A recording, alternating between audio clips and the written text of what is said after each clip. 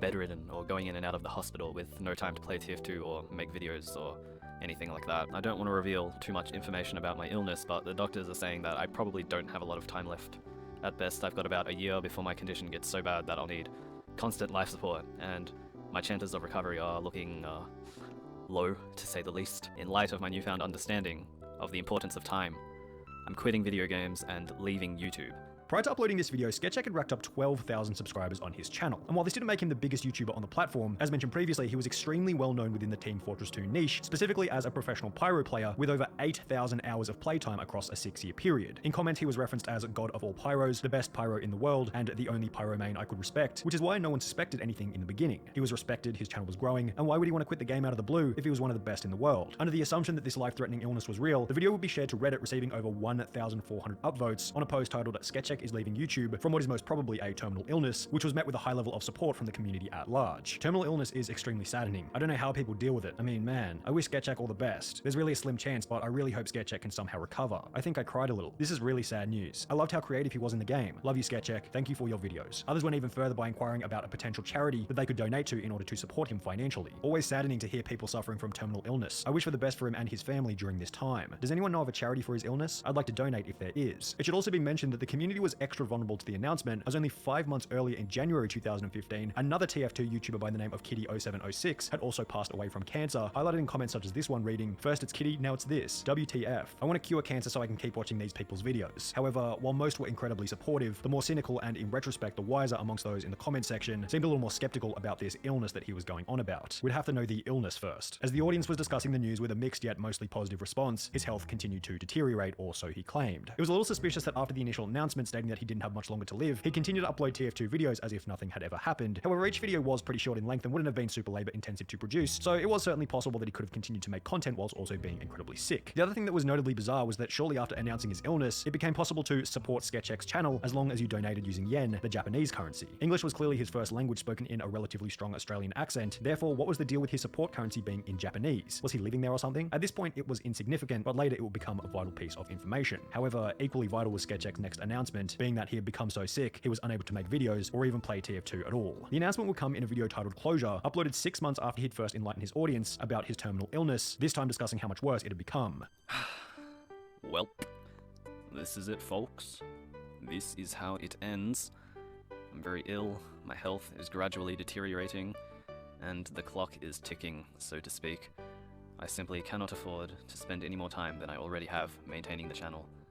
And this is my absolute final video to say goodbye before I stop using this account. So feel free to unsubscribe if you haven't already. There will be no more videos coming from this channel. Farewell.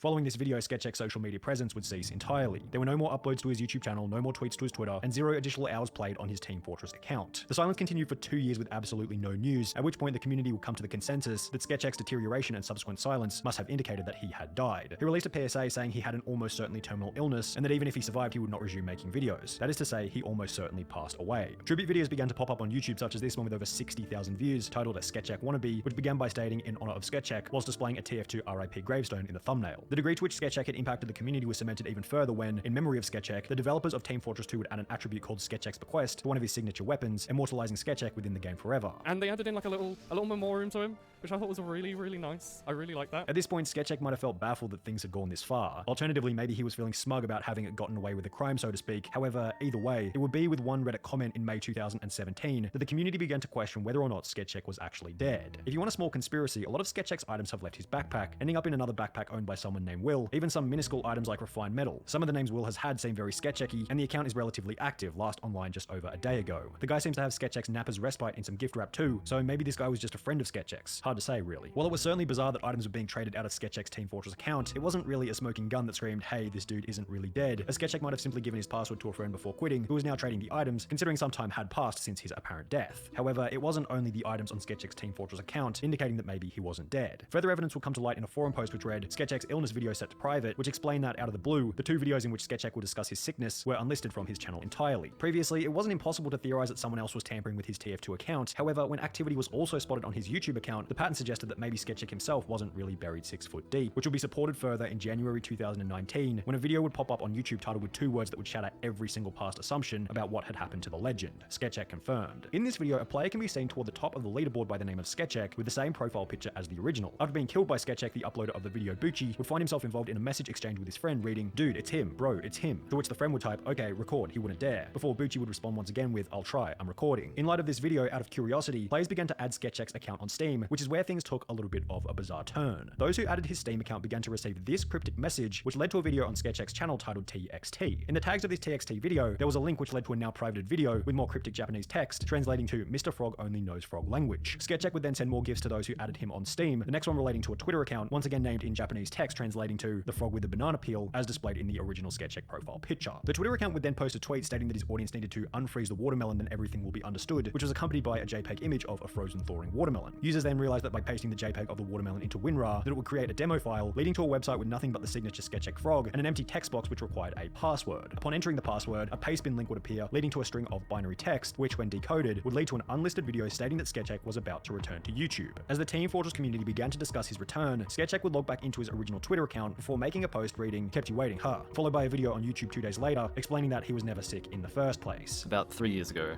I announced that I had contracted a non-specific terminal illness. I want everyone to know that was a lie. It was a sick joke. It was a ruse.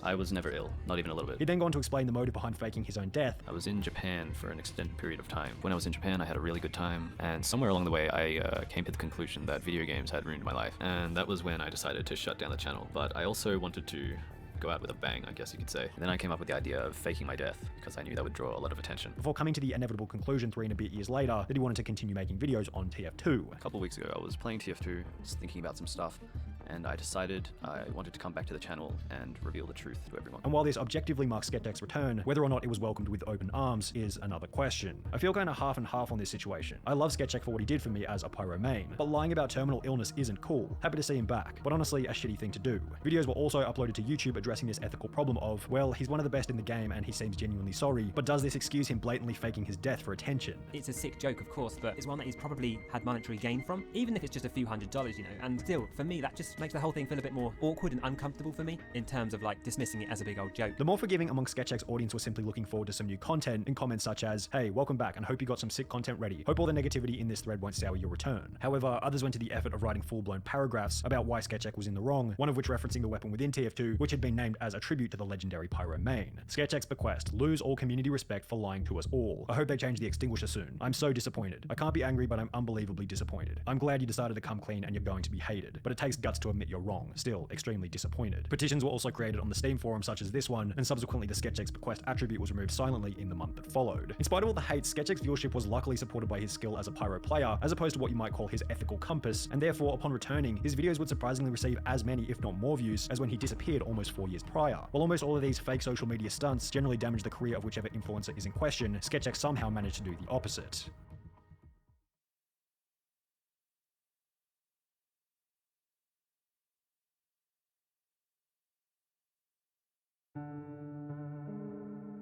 On the 1st of January 2021, Fearless would upload this video to the YouTube platform under the name Minecraft Oof, then subsequently disappear from all social media. Were there any clues, soundbites, or private posts by Fearless hinting at the reasoning behind his disappearance? Was Fearless burnt out, depressed, or mourning the loss of a loved one? Why was his final video unrelated to Fortnite? With the help of some awesome viewers who have sent me a couple of recent sources relating to his whereabouts, we can get a pretty good idea of where Fearless is at. We've got a 5-minute video from less than 2 months ago posted by someone who was able to question Fearless after being paired with him in a random duo. We've discovered a few cool secret messages put in the video description by Fearless, possibly hinting at his location, and crazily enough, a Reddit Ask Me Anything posted by the apparent real Fearless only 17 days ago, explicitly stating why he's disappeared from the platform. These will be explored throughout the video, but there's something that we need to first discuss in order to understand his disappearance, being that an incredibly inconsistent upload schedule is almost a part of his style. It's permeated his videos dating all the way back to the Call of Duty days when he would post Black Ops 3 sniper and funny moments montages. Leading up to this point, it had taken him almost 4 years to establish his reputation as someone who doesn't upload very often. But it all began with this video, kicked from FaZe. Seeing a player who was funny or a troll was common, and seeing a player who was extremely skilled was common as well. But seeing these two elements mixed into one was slightly rarer. You just said I wasn't in FaZe, now I'm kicked. I guess I'm kicked from FaZe. Damn, dude. So no more FaZe Fearly shits? It's over, dude. For this reason, Fearless began to build his reputation as a skilled yet relaxed Call of Duty troll who had a unique editing style for the time, being mid-2017. Should I revive him? Help me, please. He's saying help me. I'm not gonna help you. Come on, push a button, the blue button. You don't understand the game? Oh my god. There was a clear passion and conviction held by Fearless in the early Call of Duty content, as if he'd been digging deeper and deeper into a style that few had ventured into before. He was finding something new for each and every video. He was clearly introverted and quite standoffish, but there was a clear enjoyment and desire for every new montage, which ultimately passed on to the audience. After only 7 of these hilarious montages, Fearless was at 300,000 subscribers. But relating back to the previous point, even in the very beginning when he first blew up, there were still often full 1-month breaks between uploads. The thing was, the view counts were still insane despite his awful upload schedule, which inevitably showed Fearless that his viewership wasn't really tied to how often he uploaded. After the release of Fortnite Battle Royale, Fearless would migrate his unique editing and commentary style over to the game in his first Fortnite video titled Insane Sniper Shots, Fortnite Battle Royale, Funny and Epic Moments. I've been having a lot of fun on this game recently. I've been playing it a lot, just haven't made any videos on it. But a lot of people asked me to make a video on it, so I did. I might make a few more, I don't know. This game was kind of similar to Call of Duty from a content perspective, only there were more noobs making for excellent trolling content, while duos and squads assisted with various creative ideas. You got this, kill him. Finding noobs or unusual players in both duos and squads was what Fearless would become known for, bullying default skins in